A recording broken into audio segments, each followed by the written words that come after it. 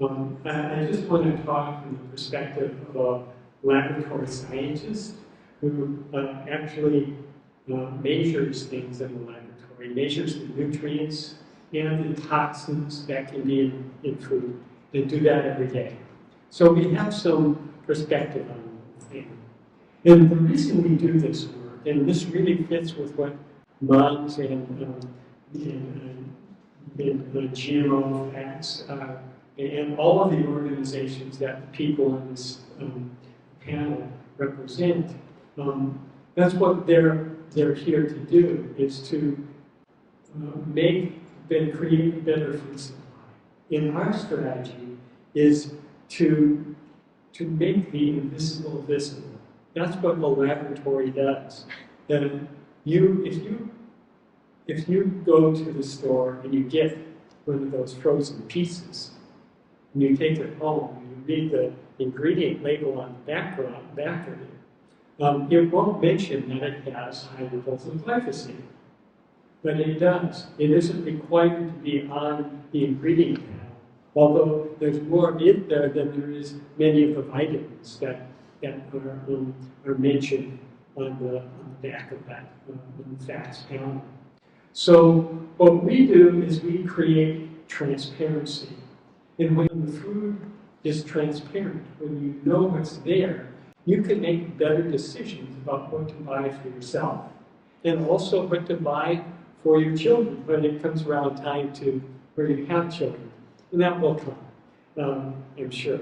So when moms and dads and people in general begin to make better choices about the food they eat, this is going to have a major impact on their on the market, on the demand for foods. And it's even going to change the things that farmers, like Mark here, he's already made the changes, but it's going to make changes that farmers, or put farmers in a position to make changes in what they are doing.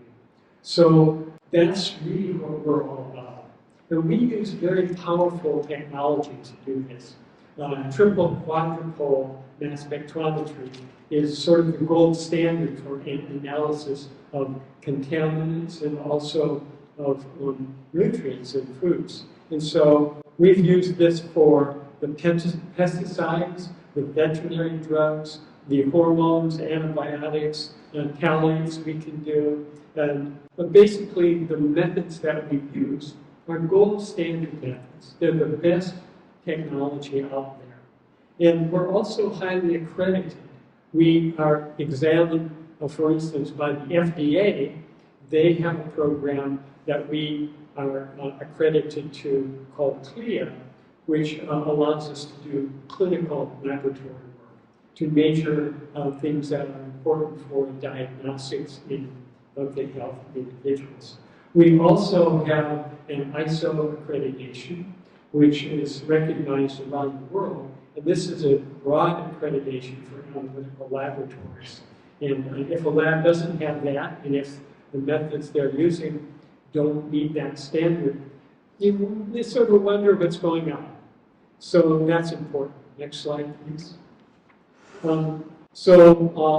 So if you look at the other, there are a few of the methods that were used that were not actually accredited, but each of those is being is done by internationally recognized methodologies. So everything is really covered in this in a very powerful way. Next slide, please. So what we saw, this is just some of the highlights. Many of the samples had 6, 7, 8, even 9. There were 3 samples out of 41 that we measured that had 9 different pesticides in those individual samples. So you had a pizza or you had a hamburger, and in that hamburger alone, you got more pesticides, 9 of them, than you got vitamins. So yeah, very concerning. And also the heavy metals, both lead and cadmium were present in these foods in every one of the samples. And it turns out that lead and cadmium are both, particularly lead, even those very low amounts have impact on the IQ of young children. So they cause developmental problems in the nervous system that limit the ability of that child to succeed in their whole life, because one's intelligence is the core to a successful life, successful world, how much you make, etc., in terms of income, etc. And this brings us to the fact that there's this claim that the typical claim about pesticides is that, oh, there's just a trace of them there. And it's dose that makes the poison, and therefore we don't have to worry about it because there's only a little there. That isn't true. That even low doses, the lowest doses that have been measured of things like lead and some of the pesticides are known to have impacts. Not small impacts, but life-changing impacts for the children. So it's something that we have to really avoid. Next slide, please. And this, I know you're all involved with government, and we have great respect, and we wouldn't be here if we didn't have great hopes for what our government can do for the quality of life in America. But there are problems with the way things happen here. And this is just a good example of it.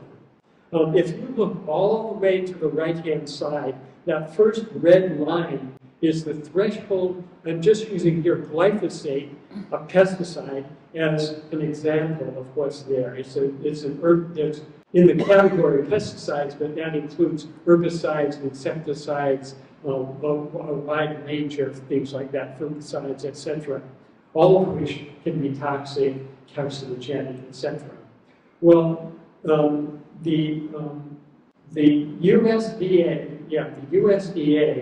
and the EPA in the US have set a level of safety of glyphosate as being 140,000 micrograms. That's 140 milligrams of glyphosate is considered safe for an individual that has roughly 150 body weight, 150 pound body weight. So you can eat roughly a milligram of glyphosate for every pound of your body, and the EPA and the FDA say it's safe. Now, the European Food Safety Agency says, well, no, actually 32,000 or 0.32 milligrams of glyphosate is safe. But then you ask the Californians, and they are maybe a little bit more stringent, and they say, well, you have to get it down to 1,100 micrograms, or 1.1 milligrams of glyphosate a day in order to be at the safe level. But I looked at their analysis carefully, and what they consider safe is a level that is going to cause only one case of cancer for every 100,000 people. Now, if you extrapolate that to the population of the US, of California, that means they're saying that it's okay for 300 Californians to get cancer every year from eating food with glyphosate in it. And you could multiply that by 10 for the US. You could say 3,000 Americans can die a year from glyphosate, and it's okay. So I don't consider that safe.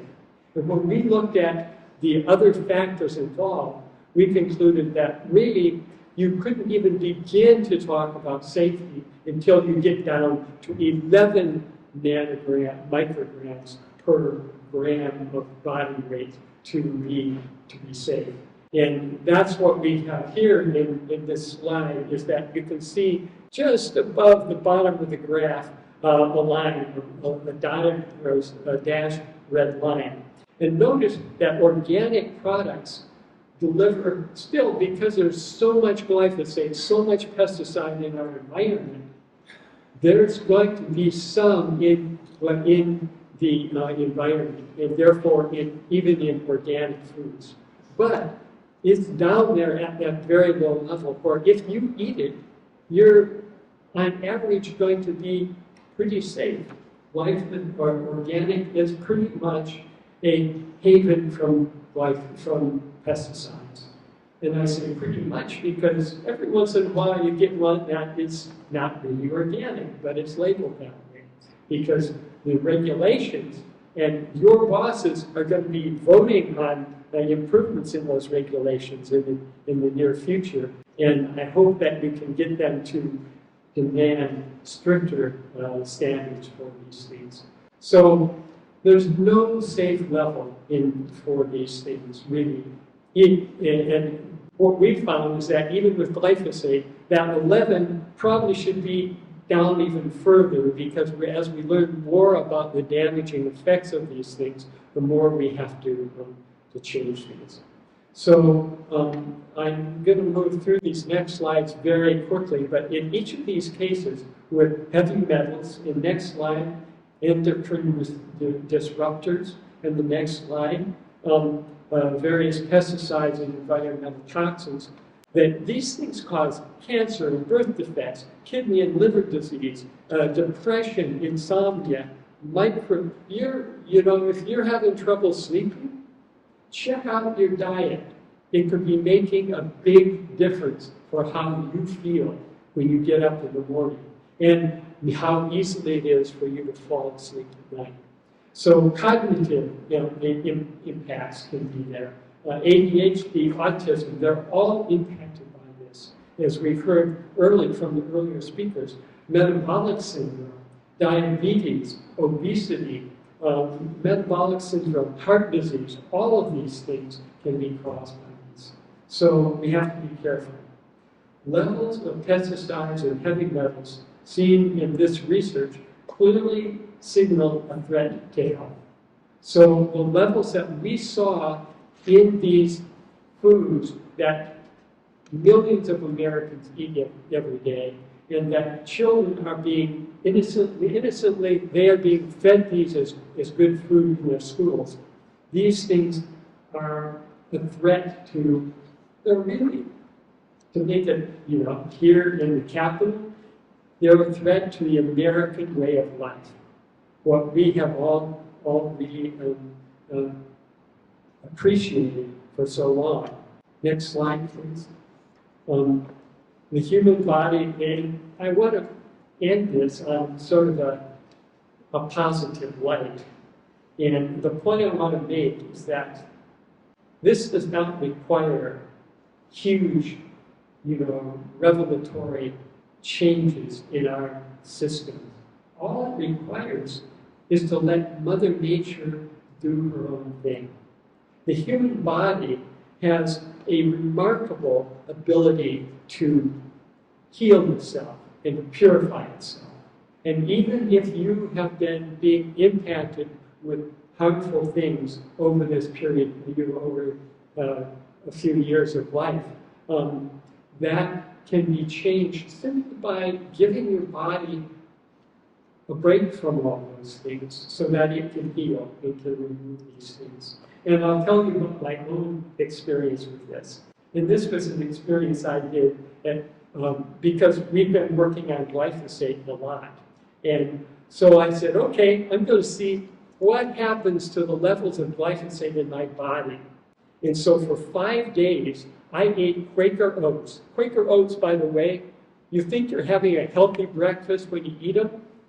They are the thing that has the highest level of glyphosate on the planet. So eat organic oats, if nothing else. Okay. Anyway, I wanted to have high levels. So for 5 days, I ate Quaker oats twice a day. And it was painful, both because it was boring and because I knew what it would do to me. And then I switched to an organic diet. And then every day I would take a sample of my urine and test it for glyphosate. And so what did we see? Let's look here. This is the chart. You'll see that it started out on day 5. It started out, I had a level of 2 micrograms per ml of urine. Huge level of glyphosate. We only see levels that high in livestock that are eating genetically engineered grains and things like that that have huge amounts of glyphosate in them. So I switched to an organic diet, and literally in one day, 85% of the level of glyphosate went down. You can see that. And then over the next 2 days, it drops to baseline. And it stays down there in a very nice way. And I said, well, let's just continue this and see how it goes. So on day 11, I went out with friends and had pizza. Now, it was an organic restaurant, but evidently there was some glyphosate in that pizza, because the next day, boom, up my glyphosate levels went. Not as high as before, but quite noticeably higher. And then over the next 3 days, it dropped off again. So what this tells us is that if you're concerned about glyphosate, glyphosate is a carcinogen, it's an endocrine disruptor, it can contribute to many diseases in this way. If you're concerned about that, all you have to do, eat an organic diet, and it will go away.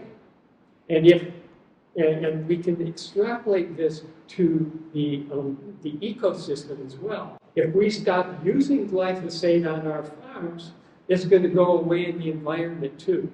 And the same with every other pesticide or toxin that we're currently adding on our food.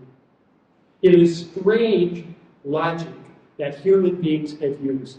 And it's a logic that was driven by profit. And that logic was, oh yes, we're going to put pesticides on our foods. We're going to put toxins on our foods because that will kill the bugs. And then they use the poison is, how do you say it? That poison is linked to the dose, okay? And they say, well, the dose is low, so it won't hurt the people. This is not a good logic. We've been using it for 50 years. We need to change. Thank you.